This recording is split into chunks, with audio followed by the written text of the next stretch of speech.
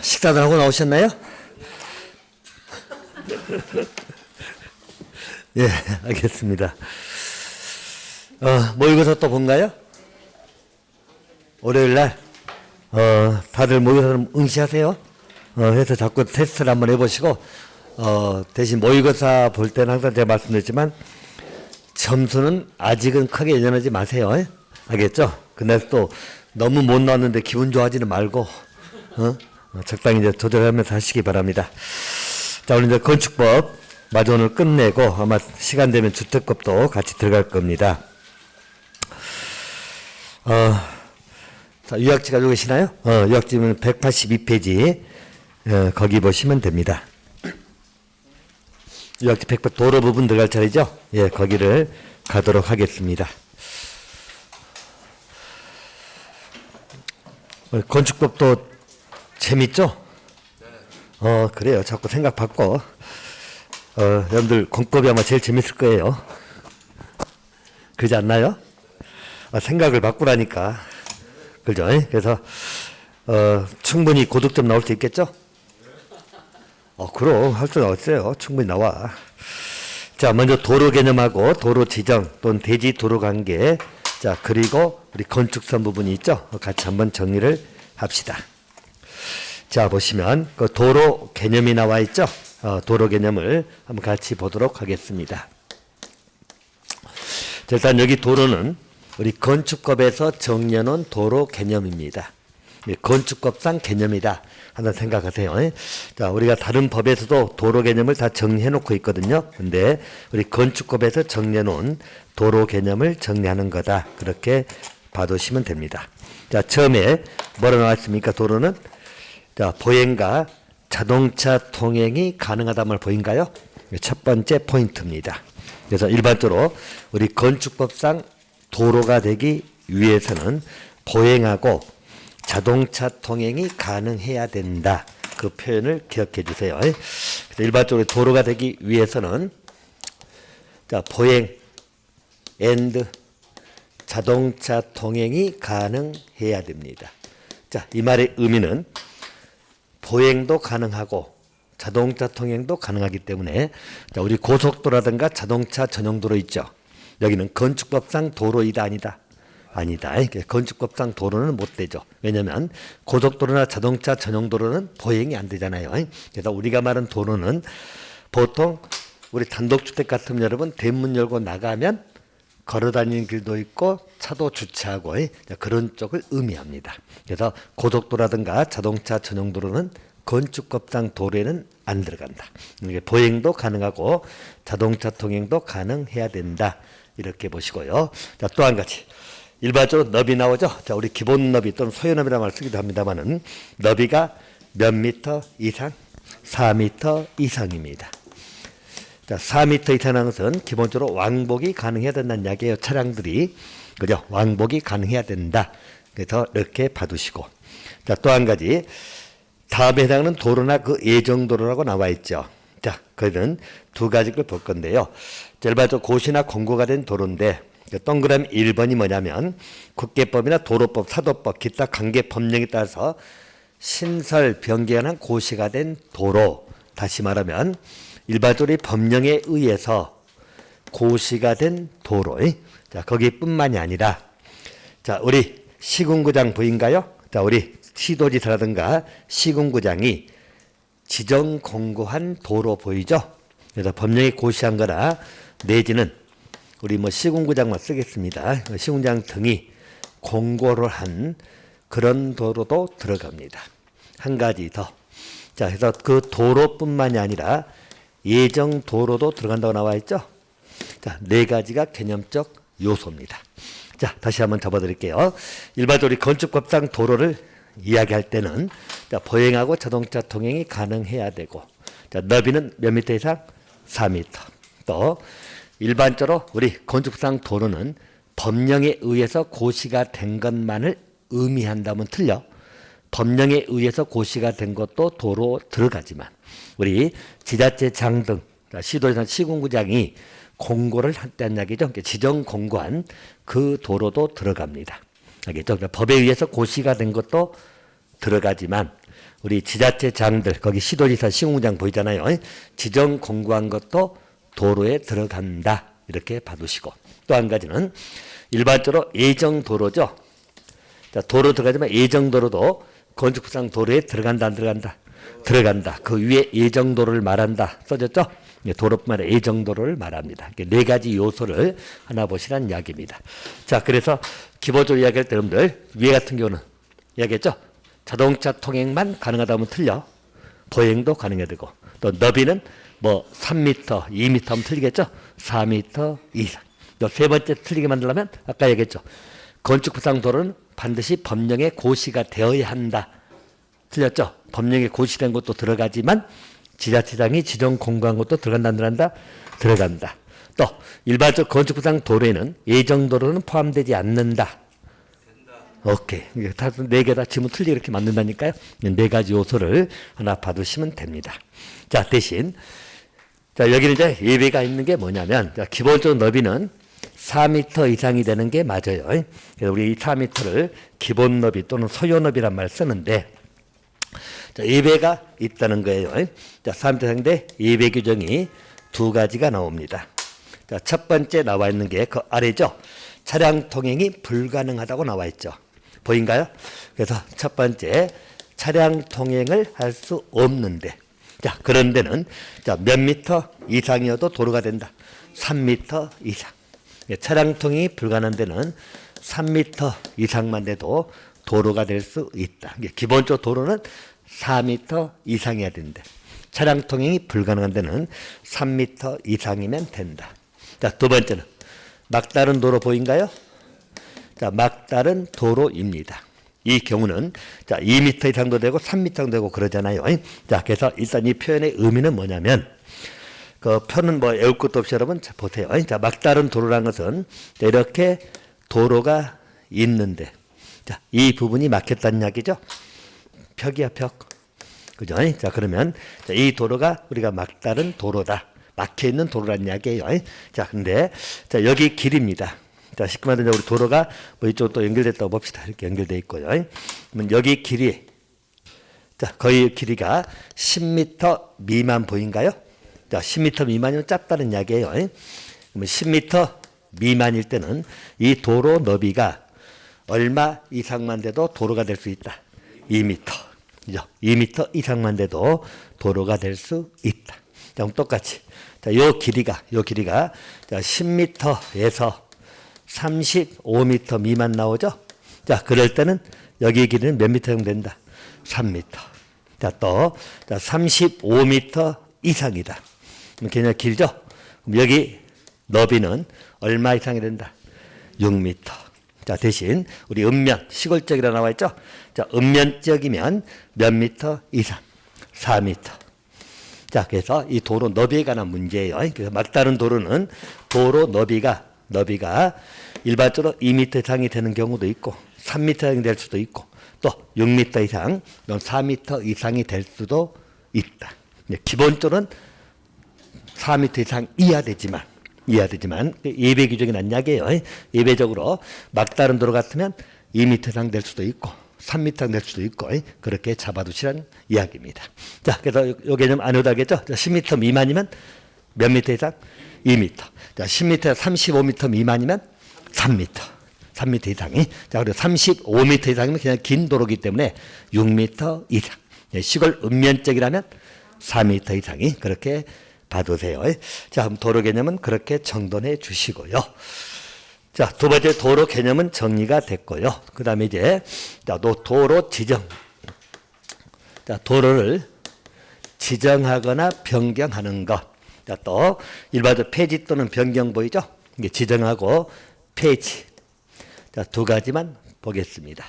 자, 거의 특징은 자, 일반적 도로를 지정할 때 거치는 절차이지요. 자, 거기 보시면 이해관계인의 동의를 받으라고 나와 있죠? 자, 그래서 일반적으로 도로를 지정할 때는 이해관계인 동의를 받아야 된다. 라고 보시면 됩니다. 또 일반적으로 폐지나 변경할 때도 마찬가지죠. 도로를 없앨 때도 이해관계인 동의는 받아야 된다. 이렇게 보세요. 차이가 있다면, 자, 지정할 때는 이해관계인 동의는, 자, 써놨죠. 필수다, 필수는 아니다. 필수는 아니다. 여기 있죠. 필수는 아니다. 이 말은 동의를 안 받을 수도 있다는 거예요. 근데 폐지할 때는 반드시 동의를 받아야 된다. 자, 이 차이는 뭐냐면, 이렇게 이해하세요. 자, 우리가 도로를 지정하면, 여러분, 우리 주민으로 본다면, 지정은 주민들에게 좋은 거죠. 그잖아. 도로가 하나 지정이 됐으니까 좋은 거야. 그러면 그때는 동의를 안 받고도 지정할 수도 있다 없다? 있다. 자, 동의 안 받고 건축위원회 심의 거치고 그냥 지정을 할 수도 있다는 이야기야. 자, 그 사유가 두 가지가 나오는데요. 첫 번째는 뭐 동의받기가 곤란한 경우고, 자, 두 번째가 오랫동안 통행로로 이용하고 있는 사실상 통로란 말 보인가요? 사실상 통로. 사실상 통로 같으면 지정할 때 이해관계인 동의 안 받고 건축위원회 심의만 거쳐서 지정할 수도 있다 없다? 있다. 사실상 통로 정도만 하나 기억해 놓으세요. 됐죠? 자, 그러면 일반적으로 동의를 안 받아도 지정을 할 수 있다는 이야기예요. 근데 폐지는 동의를 받아야 되는데 예외 규정이 안 나와 있잖아요. 예외 규정에서는 동의를 반드시 받아라. 그런 의미입니다. 그죠? 간단히 해서 여러분들 이렇게 생각하시면 돼. 자, 지정은 뭔가 주는 거잖아, 주민에게. 그죠? 줄 때는 동의 안 받아도 되잖아요. 여러분 누가 선물 줄 때 반드시 동의 받고 주려고 하면 한 대 때려야지. 그냥 줘 임마. 그죠? 대신 뺏어갈 때는, 선물 줬다 뺏어갈 때는, 그렇지. 내가 동의해줘야지 뺏어가는 거지. 그런 식으로 이해하시면 돼. 그래서 일반적으로 지정할 때는 동의를 생략할 수, 즉 동의 안 받고도 할 수 있다는 이야기예요. 대신 폐지나 변경할 때는 동의는 반드시 받아라 라는 취지로 봐두시고. 자, 또 하나 정리할 것이 여러분, 그 대지하고 도로 간의 관계, 오른쪽 위에 나와 있죠. 자, 여러분들 대지하고 도로의 관계 문제입니다. 아마 지난번에 여러분 우리 건축법이 전면 적용되는 지역 기억나십니까? 건축법 다 적용되는 지역. 도시적하고 지구단위 계획구역, 동이나 읍지역. 기억나죠? 자, 근데 거기 아닌 지역들. 자, 그런 지역이 아닌 지역은 6개 규정은 적용이 안 된다겠죠? 대도 건방지대라고 보기 맞잖아. 그 대가 요 대지 도로 간의 관계. 요 규정은 적용 안 된다는 이야기야. 대지하고 도로 간의 관계, 요 규정입니다. 자, 요 규정은, 자, 의미 자체는 이렇게 보시면 됩니다. 자, 만약에, 자, 이렇게 도로가 있다. 자, 그리고, 자, 대지가 있다는 거죠. 이렇게 보시면 됩니다. 대지가 있고, 제가 하나 그리는 그림입니다. 잘 보시고. 자, 또 이렇게 있다고 봅시다. 자, 그럼 일반적으로들, 우리 대지가 이 도로에 관련돼 가지고 자, 4개의 대지가 있다고 봅시다. 자, 편의상 여기를 A 대지 하나, 여기 B 또 C 또 D 이렇게 봅시다. 현재 대지가 4개 나와 있어요. 여기는 도로고. 자, 그럼 일반적으로들 대지는 도로에 몇 미터 이상을 접해야 되죠? 그렇죠. 2미터 이상을 접해야 됩니다. 자, 이 말은 무슨 말?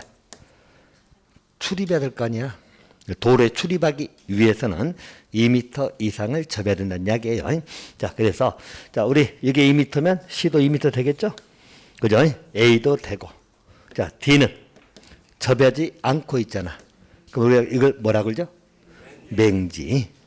그래서 일반적으로는 대지가 아니고 맹지라고 부르는 거죠. 근데 문제는 D도 대지가 될 수 있어요. 자, 이 말은 무슨 말이냐면, 자, 여기 이제 비어 있잖아. 그죠? 자, 이게 만약에 공지가 있다. 공터. 그죠? 또 농막이라는 것은 그 농촌의 오두막 같은 걸 생각하시면 돼. 그럼 오두막 설치된 날은 공간이 확 비어 있잖아요. 그런 걸 생각하시면 되겠고. 또 출입에 지장이 없다. 이런 이야기죠?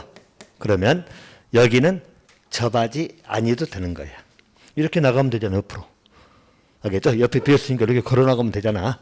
그래서 이런 경우는 접하지 아니해도 된다. 됐나요? 자, 그래서 기본적으로 대지는 도로에 몇 미터 이상 접하라고? 2미터 이상을 접하는 게 기본. 하지만 자, 공지가 있거나 농막이 설치되어 있거나 또는 출입에 지장이 없다는 거죠.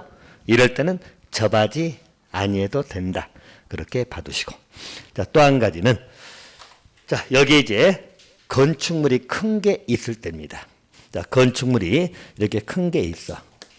자, 그게 이제 연면적 얼마 이상 나오죠? 2000제곱미터 이상. 자, 공장이면 얼마? 3000제곱미터 이상이죠? 자, 이렇게 큰 건축물이 있게 되면, 자, 돌에 출입하는 것이 사람만 출입하는 게 차량도 왔다 갔다 하고 그랬죠? 큰 건축물이 있기 때문에. 자, 그럴 때는 일단 이 대지는 돌에 몇 미터 이상 접어야 돼? 4미터 이상을 접어야 돼. 또 이렇게 큰 건축물 있을 때. 자, 얼마 정도 건축물? 2000제곱미터. 연면적이 2000제곱미터 이상인 건축물이야. 자, 공장이면 얼마라고? 3000 이상인 건축물입니다. 자, 이 경우는 대지에 몇 미터 이상 접으라고? 4미터 이상. 물론 이때 이 도로 너비가 얼마 이상? 너비에. 6미터 이상 너비에. 알겠죠? 4미터 이상을 접해라. 보통은 2미터 이상을 접하면 되잖아요. 근데 이렇게 큰 건축물이 있다는 이야기죠. 자, 이럴 때는 몇 미터 이상을 접하라고? 4미터. 알겠죠? 4미터 이상을 접하라는 이야기예요. 이렇게 보시고, 대신 여기는 이제 예배 규정까지 하나 보셔야 될 것이, 예배적으로 자, 축사 내진 작물 재배사 나오죠. 이 건축물이 축사 등이면은, 자, 제가 매번 이야기하죠. 이게 축사라면, 여러분, 축사라면 돌에 출입하는 게 차량이 출입해, 대지님이 출입해? 대지님이 출입하잖아, 축사면. 자, 그러면 그렇게 넓을 필요가 있다, 없다? 없다. 이때는 4미터 이상 접할 필요 없이 똑같이 원칙으로 가. 원칙이면 몇 미터 이상 접으면 돼? 2미터 이상만 접으면 되는 거야. 축사 등이라면 얼마 이상 접으면 된다? 2미터 이상. 알겠죠? 그렇게 잡아주시면 됩니다. 이 건축물이 축사라면이, 자, 그래서 거기 써놨죠? 자, 보시면 축사나 작물재배사 이런 것은 제외한다고 나와 있잖아. 그래서 이런 경우는 똑같이 2미터 이상을 접하면 되는 거다. 그렇게 봐두시면 되겠습니다. 자, 정리됩니까? 다시 한번 정리합니다. 짧아도 대지하고 도로 간의 관계다. 이런 내용이 나오면 가장 기본. 자, 우리가 말하는 대지는, 이 대지는 도로에 몇 미터 이상 접으라고? 2미터 이상을 접어야 된다. 알겠죠? 그게 가장 기본이에요. 하지만, 자, 우리 공지가 있거나 농막이 있거나 또는 출입에 지장이 없다는 이야기죠? 이럴 때는 접하지 아니해도 된다. 이렇게 봐두시고. 또, 우리 대지에 큰 건축물이 있다. 자, 큰 건축물이란 것은 연면적이 얼마 이상? 2000 이상. 공장이 붙어버리면 3000 이상이야. 이럴 때는 몇 미터 이상 접으라고? 4미터 이상을 접어야 돼. 물론 너비는 6미터 이상 너비에. 그래서 4미터 이상을 접어야 된다. 하지만 이 건축물이 축사나 작물 재배사다. 뭐 이렇게 나와버리면 이때는 그렇지. 똑같이 3미터 이상 접할 필요가 없어요. 네, 2미터 이상만 접하면 된다. 그렇게 정돈해 주시면 되겠다. 자, 이 부분은 그렇게 체킹하시고요. 자, 다음 쪽에 이제 건축선 부분이 나오죠. 자, 여기는 이제 뭐 거의 출제가 잘 안 되긴 합니다만은 한번 또 이해는 하고 갑시다. 자, 보시면 우리 건축선에 관한 부분입니다. 이것은 좀 지우고 들어갈까요? 자, 봅시다. 자, 우리 건축선 여러분 뭐죠? 건축선. 자, 우리 건축 한계선이라고 하는 것이에요. 그래서 대지에서 도로하고 관계상에서 건축을 어디까지 할 거냐? 이 건축 한계선을 건축선이다. 자, 이렇게 이야기합니다. 그래서 일반적으로 우리 건축선은 건축 한계선이다. 건축을 어디까지 할 거냐? 이 문제라고 보시면 됩니다. 자, 우리 건축 한계선에 관한 것은 원칙이 나와 있죠. 자, 거기 써놨죠? 자, 원칙은 대지하고 도로 경계선을 의미한다. 이렇게 봐두시면 됩니다. 그래서 일반적으로 건축선이라고 하는 것은, 자, 원칙이 뭐라고요? 대지하고 도로의 경계선입니다. 이게 이제 가장 기본 건축선이라고 보시면 됩니다. 자, 이 말은 이제 무슨 말이냐면 이렇게 보세요. 자, 일반적으로 우리가 도로가 있다. 자, 도로가 있고요. 자, 또 옆에 대지가 있겠죠? 자, 대지가 있습니다. 여기서 대지에서 건축을 한다는 이야기죠. 자, 건축할 때 물론 건폐율 맞춰가지고 건축하겠죠. 건축 면적이. 근데 이 도로에 건축물이 넘어가면 안 되겠죠. 알겠죠? 넘어가 버리면 도로 통행을 방해하잖아요. 자, 그래서 일반적으로 건축할 때는 요 대지하고 도로 경계선이니까 요 부분이죠. 자, 여기를 넘어가면 된다, 안 된다? 안 된다. 이 건축물이 여기를 넘어가면 안 된다는 이야기야. 당연히 또 옆집 대지는 넘어가면 안 되겠죠? 누가 넘어가라 하겠어? 그건 당연한 것이고. 도로 같은 경우는 우리가 건축할 때 보면 그런 거 있잖아요. 혼자 보면 지금이야 이제 그러지 않지만 옛날 같으면 살짝 밀고 들어가죠. 도로. 알겠죠? 도로는 누가 크게 말하는 사람 없으니까. 그래서 안 되는 거야. 그 먼저 건축선이라는 것은 대지하고 도로의 요 경계선. 알죠? 그럼 이쪽 대지도 마찬가지겠죠? 대지가 있다면. 그래서 이 경계선이 건축선입니다. 자, 근데 우리 객관식 문제니까 간간히 물어보면 뭐 대지하고 대지의 경계선이다. 또 이렇게 나온 문제가 있어. 건축선이 대지하고 대지 경계선이에요? 그건 아니야. 일반적으로 건축선은 도로하고 관계해서 논의가 되기 때문에 대지하고 도로의 경계선이 건축선이다. 됐나요? 자, 이것이 원칙입니다. 자, 대신 이제 예외가 있다는 것이거든. 자, 예외 규정은 세 가지 것을 정리할 겁니다. 자, 일단 좀 이따 그림 보고 이해하시고 애우란 것만 몇 가지 외우시면 되겠고, 건축선 부분은 출제 렌즈가 정말 아득하네요. 언제든지 모르겠네. 근데 그림 그려갖고 나오진 않으니까 걱정하지 마시고. 알겠죠? 자, 거기 이제 일반적 예외 규정이 세 가지가 나오는데, 자, 첫 번째 예외 규정은 소요너비 미달이라고 보인가요?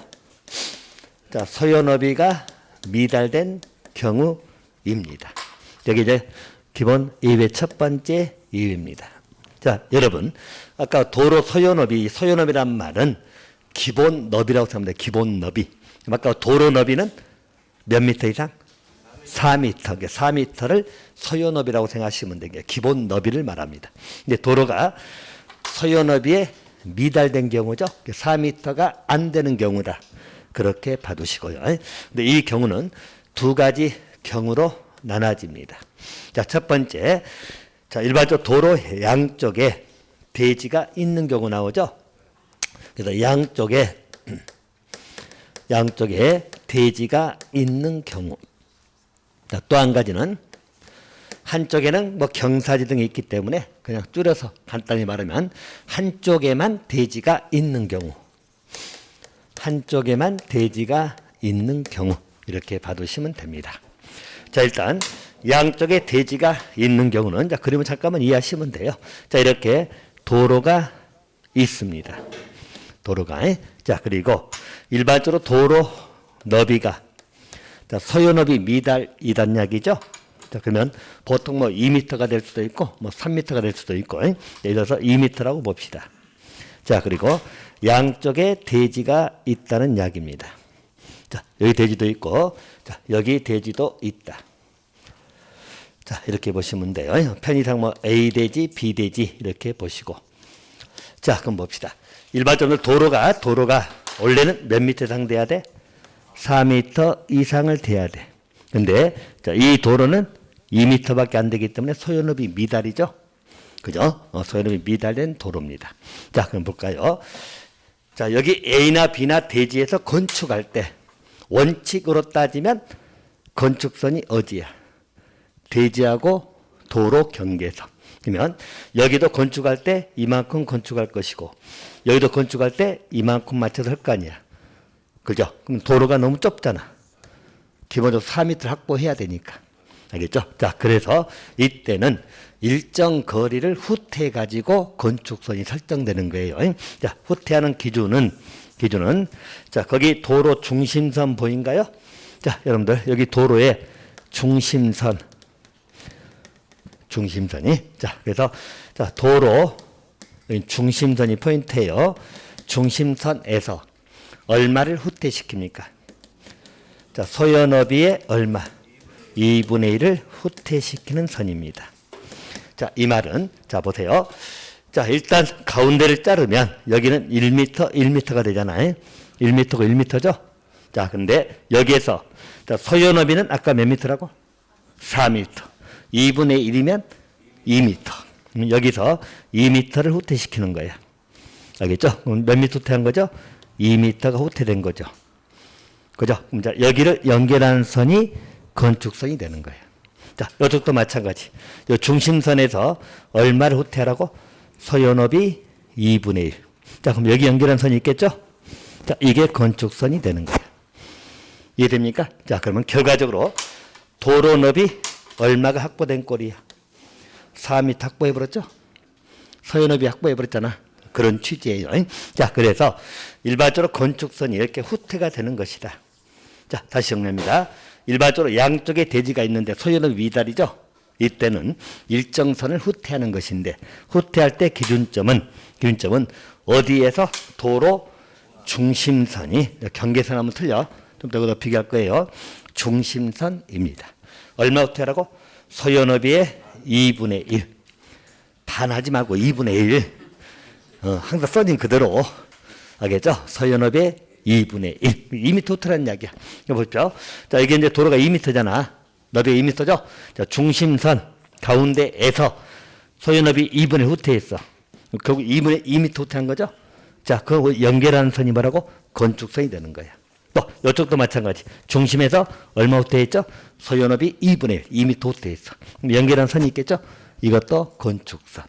자, 그렇게 보시고 또 한 가지. 그럼 여기 후퇴된 부분이 있잖아. 자, 후퇴됐죠? 그럼 이 B라는 대지에서 후퇴된 요 부분은 자, 대지 면적에 산입한다, 산입하지 아니한다. 그거 써놨잖아. 제일 위에 대지 면적에서 제외. 그렇죠? 그래서 이 부분은 대지 면적에서 제외가 됩니다. 뺀다는 이야기야. 대지 면적에서. 자, 그럼 이제 여러분 여기는 계산 아닌 계산 문제가 나오거든. 자, 간단하게 이해하시면 돼. 자, 만약에 원래 이 B라는 대지가 자, 이게 길이가 10m야. 또 이쪽도 10m야. 계산하기 편하게. 알겠죠? 근데 일반적으로 소요너비 미달이잖아. 후퇴가 됐죠? 자, 그래서 여기 비대지의 대지 면적은 하고 물어본다는 이야기야. 대지 면적은 하고 물어봐. 자, 그러면 곱하면 되는 거잖아. 원래는 19방이니까 100제곱미터잖아. 근데 후퇴가 돼버렸죠? 그럼 결과적으로 얼마 후퇴한 게 여기는? 1m 후퇴한 거잖아. 여기 1m니까. 알겠죠? 1을 빼니까 9가 되겠죠? 9 곱하기 10은 90. 그래서 여기 대지 면적은 90제곱미터 되는 거야. 이분 대지 면적 빼기 때문에. 이해됩니까? 그렇게 봐두세요. 자, 또 한 가지는 한쪽에 대지가 있다. 자, 이 말은 뭐냐면 자, 똑같이 봅시다. 자, 이렇게 도로가 있어. 역시 이 도로는 소요너비 미달입니다. 자, 소요너비 미달이기 때문에 뭐 똑같이 한 2m라고 볼까요? 또 2m짜리입니다. 자, 그리고 대지가 이쪽에 있어.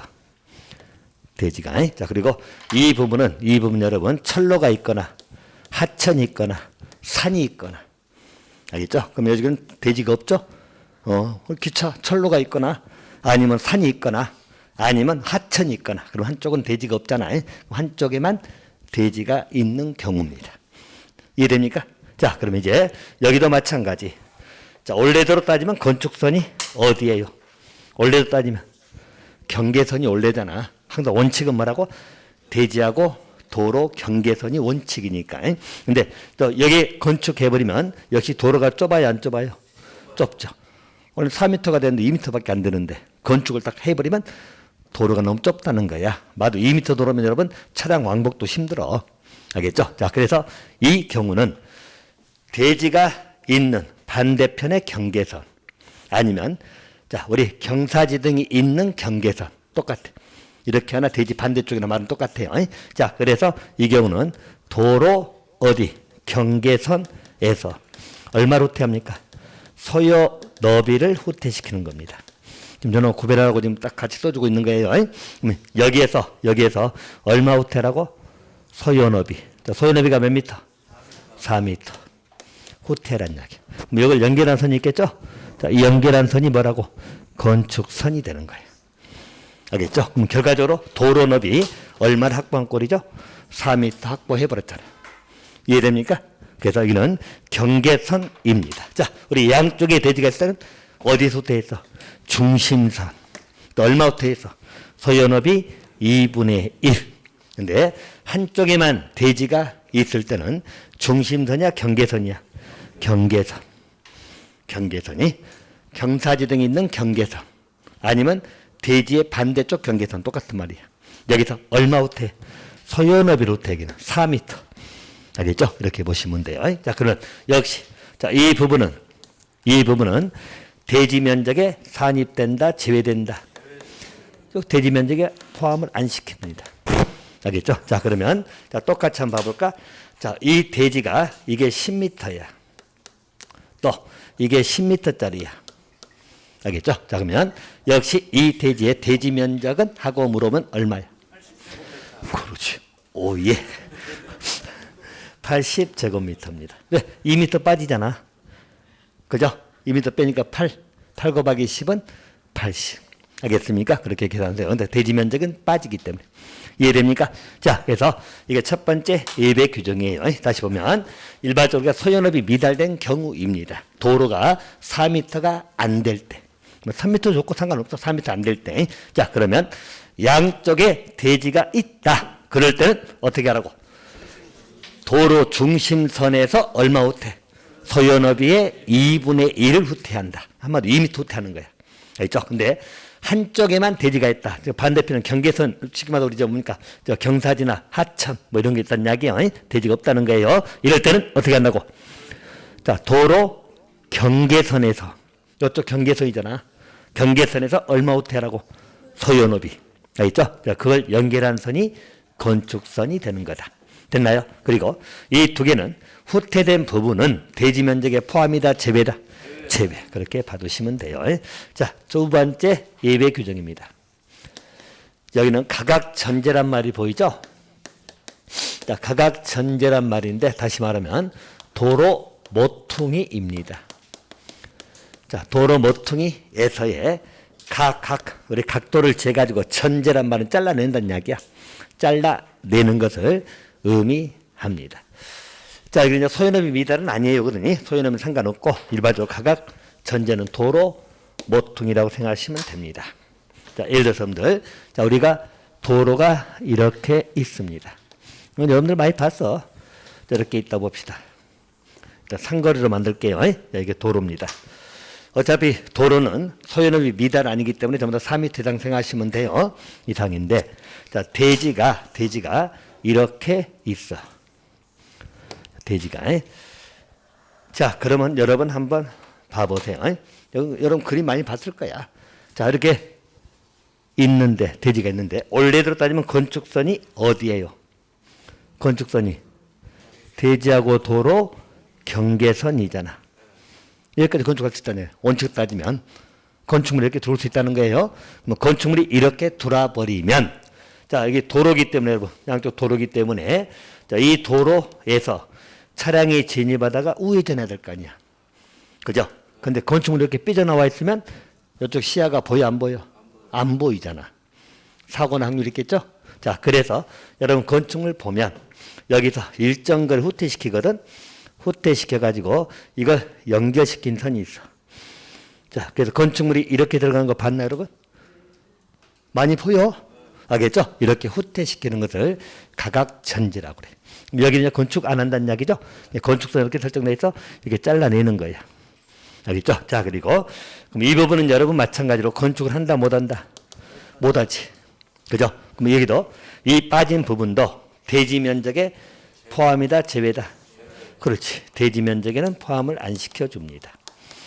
됐나요? 자, 그럼 이제 몇 미터 후퇴할 거냐? 이건 이제 표를 아셔야 돼요.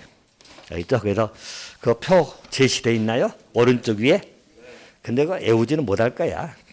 알겠죠? 그 각도하고 아울러서 그 도로 너비에 따른 내용이거든요.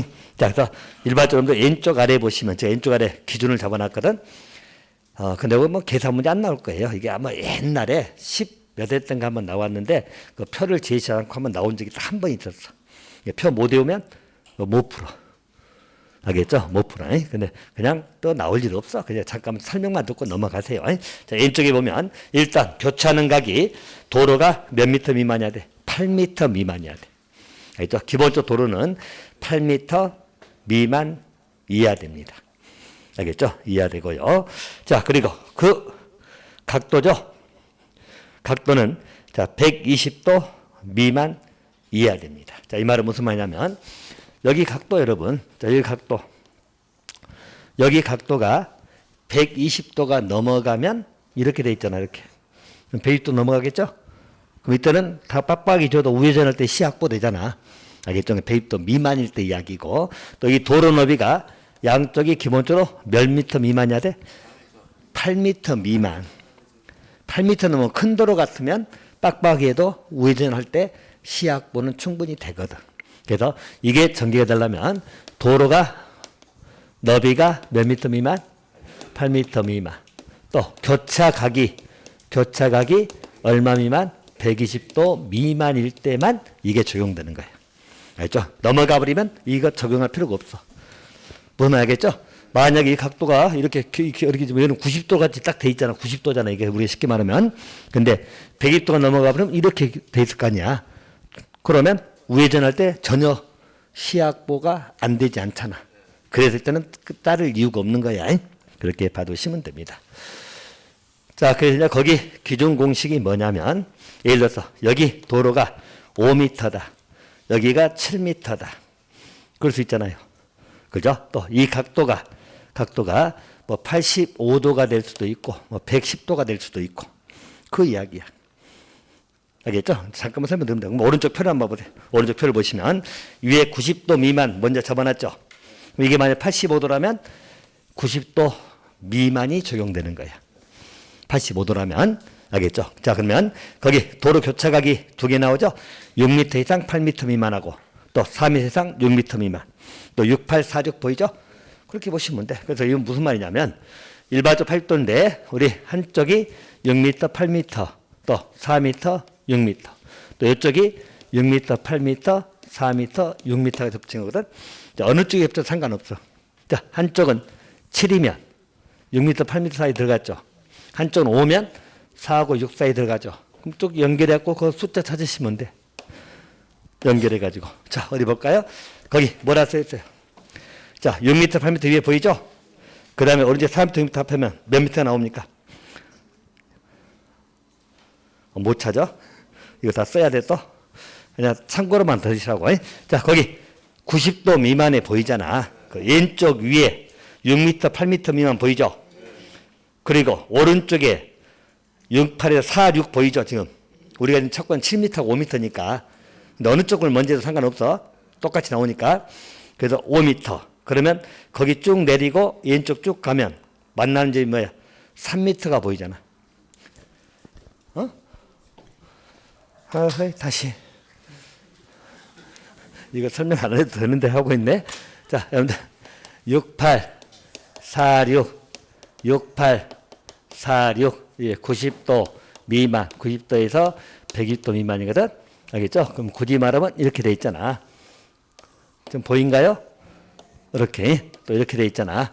그럼 여기 4, 3, 3, 3 이거 다 2로 써 있잖아. 4, 3, 3, 3 그 다음에 다 2거든. 그럼 봐봐. 봐. 자, 여기 7m 내려. 여기 5m 내려. 그럼 몇 미터 나왔어? 3m. 알겠죠? 어떤 게 더 먼저 이렇게 해도 똑같이 3m 나와. 뭘 먼저 해도 상관없어. 알겠죠? 그럼 3m란 말이 뭐냐면 여기에서 중심에서 몇 미터 호텔하고 3m. 여기서 몇 미터 호텔하고 3m. 연결하는 선이 뭐가 된다고? 건축선. 됐죠? 그렇게 계산하는 거예요. 각도가 90도 미만일 때 이야기고.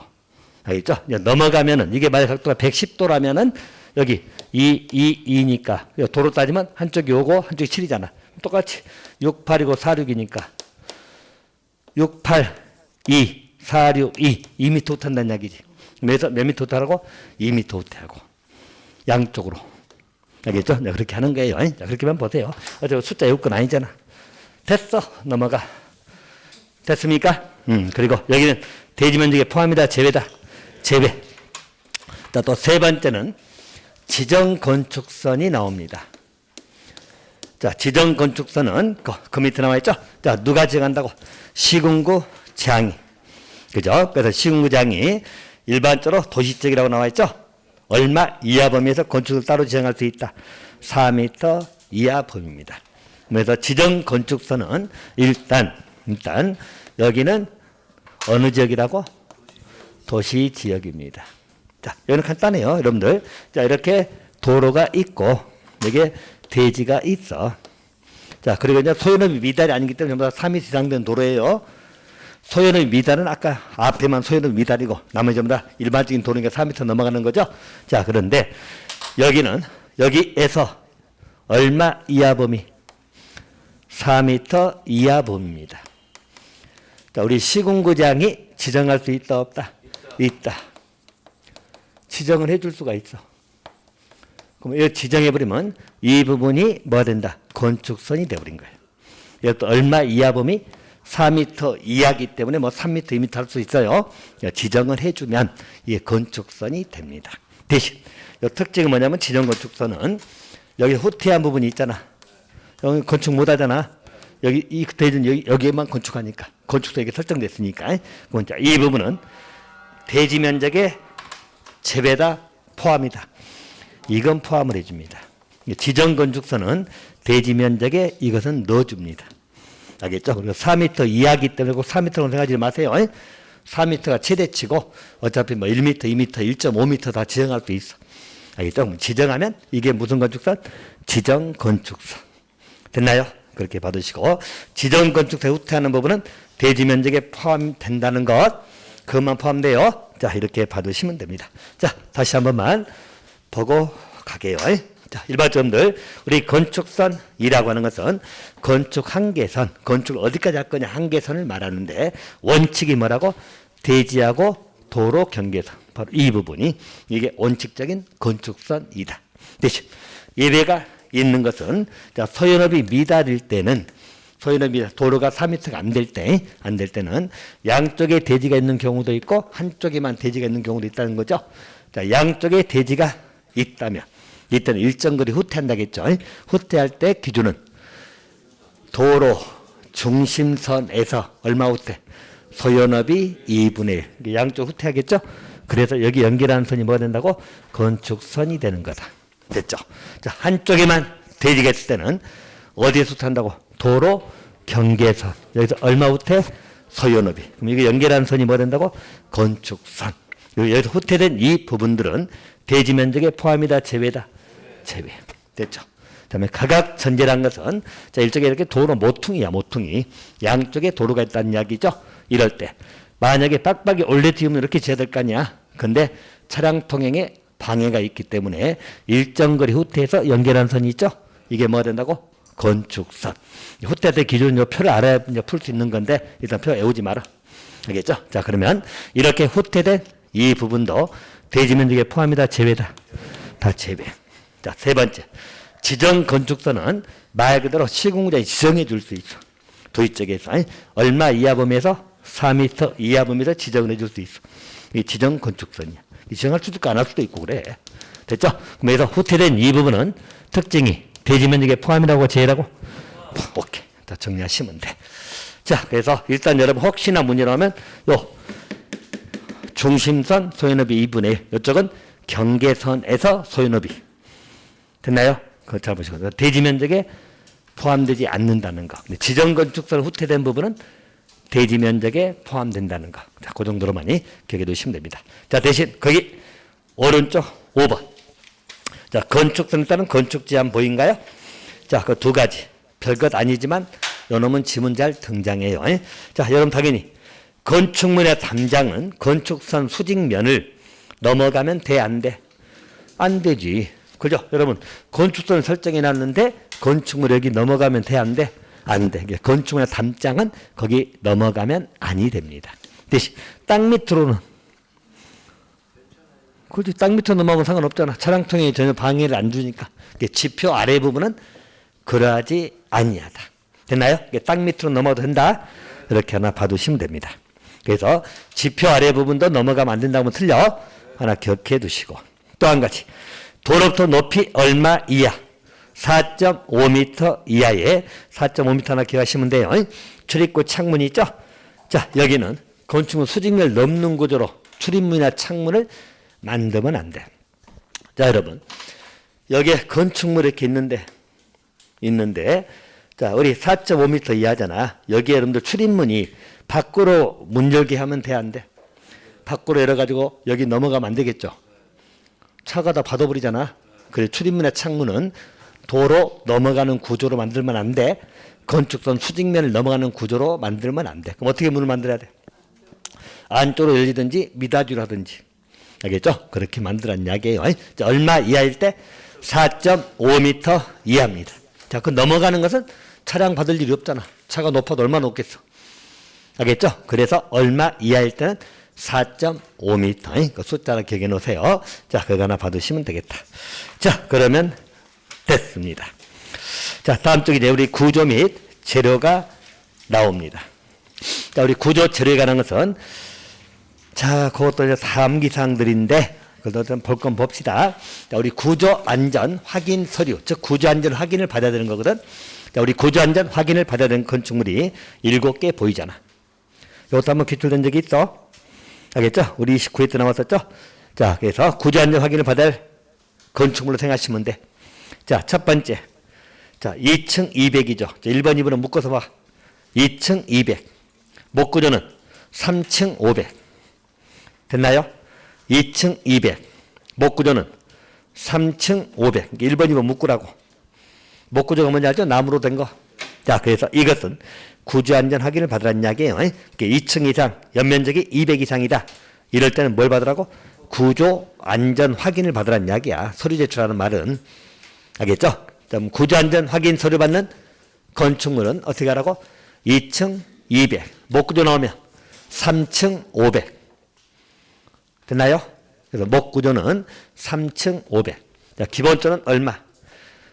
2층 200. 알겠죠?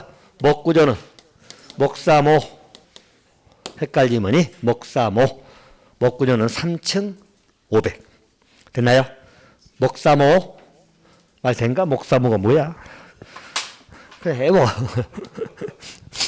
하다 보니까 뭐 별스럽게 해보려고 근데 목사모에 알겠죠? 목구조는 3층 500. 봐놓으세요. 자, 그리고 높이가 얼마 이상? 13m 이상. 처마 높이는 9m 이상. 처마까지 높이가 처마 높이에요. 알겠죠? 그래서 처마 높이는 9m 이상. 건축물 높이는 13m 이상. 기둥과 기둥이 10m 이상. 또 단독 공동주택 보이죠? 그리고 국가적 문화유산 나옵니다. 자, 이놈들은 뭐 하라고? 구조안전 확인을 받으라는 이야기야. 서류 제출하는 말은. 자, 그래서 다시 한 번만 외우세요. 일반적으로 구조안전 확인을 받아야 될 것은 자, 기본적으로 건축물이 2층 200. 자, 어디 안보해봐. 자, 한 번만 외워. 자, 높이는 얼마? 13m 이상 되는 거. 처마 높이는 9m. 기둥과 기둥 사이는 10m 이상. 여러분 기억나요? 기둥과 기둥이 20m 이상이 뭐죠? 특수구조 건축물이. 우리 앞에 잠깐 봤잖아. 특수구조 건축물은 기둥과 기둥이 20m 이상이고. 자, 기둥과 기둥이 10m 이상이면 구조안전 확인 받으라는 이야기야. 됐나요? 자, 또 일반점들 단독주택, 공동주택. 됐죠? 자, 나머지 국가적 문화유산도 있습니다만은 어쨌든 이 정도는 구조안전 확인을 받아라. 하나 기억해 두시고요. 자, 그 다음에 이제 우리 기술사 협력을 요하는 것은 거기 6층인데 그 넘어가고.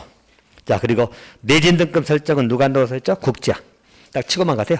내진 등급이 뭔지 알죠? 지진에 견디는 등급. 자, 등급 설정은 누가 한다고? 국지야. 자, 근데 제가 또 제일 밑입니다. 내진 능력을 공개하라고 하거든. 내진 능력 공개 대상이죠. 자, 여러분 이놈은 요놈은 똑같잖아.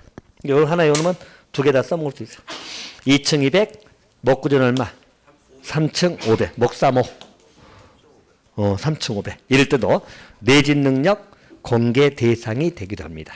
그래서 2층 200, 목사모는 구조안전 확인도 받아야 되고 내진 능력 공개 대상 건축물이기도 합니다. 알겠죠? 지진을 잘 견디는 능력 공개라는 이야기예요. 그래서 2층 200하고 목사모 잘 기억해 놓으세요. 그래서 요놈은 구조안전 확인도 받아야 되고 또 내진 능력, 공개 대상, 건축물이기도 합니다. 됐나요? 그렇게 하나 기억해 놓으시면 되겠다. 자, 그 다음에 이제 오른쪽입니다. 이제 할 게 뭐지 많죠? 이것도 줄여놓은 거야. 자, 우리 손방기 위한 경계병이 바닥 설치 보인가요? 자, 손방기에서 여러분 경계벽 설치한 거라고. 또 바닥은 층간바닥 아시죠? 여러분 뭐 층간바닥 소음 때문에 뭐 시끄럽다고만 알리잖아요. 자, 그래서 설치를 해야 되는 겁니다. 다시 말하면 일반적으로 우리 소음 방지를 위한 경계벽, 소음 방지를 위한 층간바닥 이걸 설치할 대상이야. 이해됩니까? 소음 방지 위한 층간바닥이 뭔가 구조를 좀 달리 공사하는 약이에요. 자, 그런 걸 설치를 해야 될 것들입니다. 자, 일단 여러분 거기 외우기 편하게 1번, 2번은 둘 다 똑같죠. 다가구 주택 사이나 공동주택 나오죠? 그냥 간단히 보시고 그 다음에 왼쪽에 보면 기숙사 침실 경계벽 소음방지 경계벽 설치해야 되는데 이것도 올라가지 마라. 상식적으로 생각해봐. 기숙사 침실이야. 만약에 소음방지 경계벽 설치 안 하면 옆쪽에서 코 골아버리면 잠도 못 자. 그럴 거 아니야. 그러니까 경계벽 설치해야 되겠지. 올라가지 마시라고 딱 보면서 알아. 의료시설 병실도 마찬가지예요. 병실 상호간에는 소음방지 경계벽 설치해야 돼요. 안 해버리면 옆방에서 앓는 소리 때문에 나도 안 아프던 몸이 아파버려. 이해됩니까? 경계벽 설치하라는 이야기고. 자, 또 학교 교실 간에도 경계벽 설치해야 되겠죠. 오늘 떠드니까. 자, 또 여러분 그 숙박시설 객실 간에도 소음방지 경계벽 설치해야 됩니다. 그렇게 봐두시고요. 자, 또 다중생활시설 보통 우리 고시원 하겠죠? 여기도 소음방지 경계벽 설치해야 되고. 자, 노인복지나 노인요양시설도 들어가죠. 여기서 생각해봐. 노인복지나 노인요양시설에도 소음방지를 위한 경계벽 설치해야 되냐 돼. 그렇지. 이것도 안 하면 여러분들 노인들 끙끙 앓는 소리 잘하잖아. 그래서 안 돼. 그렇게 이해하시라고. 자, 그래서 보시고 대신 자, 층간마당은 보이죠? 자, 차이점만 찾으세요. 자, 오피스텔은 소음방지 경계벽은 설치 안 해도 됩니다. 오피스텔 원래 좀 시끄러운 데니까. 업무본 데니까. 네, 층간바닥은 설치해야 돼. 해야 되고. 자, 다중생활시설은 둘 다 설치하죠?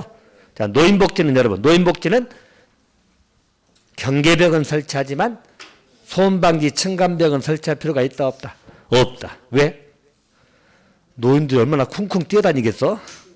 무슨 말 알겠어요? 그래서 소음방지 층간바닥은 설치 대상에 안 들어가 있죠? 찾았나요? 그 차이점만 이렇게 하나 봐두시고. 이것도 가게 딱 한 번 나왔어, 문제가. 됐나요? 자, 그 다음에 이제, 그 건축물 범죄 예방. 이것도 딱 한 번 나왔었거든, 문제가. 여기는 이제, 바뀐 부분이 있기 때문에, 아마 또 3년 전에 바뀌어요, 3년 전에. 1번만 잘 보세요, 1번. 자, 다가구, 그 다음에, 공동주택, 기숙사 빼고 다 들어가 있죠. 단독주택에는 뭐만 들어가 있어? 다가구. 그리고 공동주택에서 아파트, 연립 다 들어가 있죠? 자, 여기 이제 과거에는 아파트 몇 세대 이상에서 300세대 이상의 기준이 있었거든. 다 풀렸어. 자, 범죄 예방이 뭔지 알겠죠? 범죄 예방 기준에서 건축해야 된다는 이야기예요. 자, 그러면 여기 한 가지 조심할 거. 다중주택 들어가 안 들어가? 다중 들어가 안 들어가? 단독주택에서는 뭐만 들어가 있어? 다가구만 들어가 있잖아. 단독주택에는 뭐만 들어가 있죠? 다가구. 공동주택은 뭐만 빠졌죠? 기숙사만 빠져 있잖아. 찾았나요? 자, 그래서 그거 하나 봐두셔. 1번이. 그래서 일반적으로들 우리 다가구 주택 전부 다 범죄 예방 기준에 따라서 건축해야 돼요. 또 공동주택 중에서는 다 들어가는데 뭐만 빠졌다고? 기숙사. 다중주택 들어가면 안 돼. 기숙사도 안 들어가 있죠? 그렇게 봐두시면 되겠다.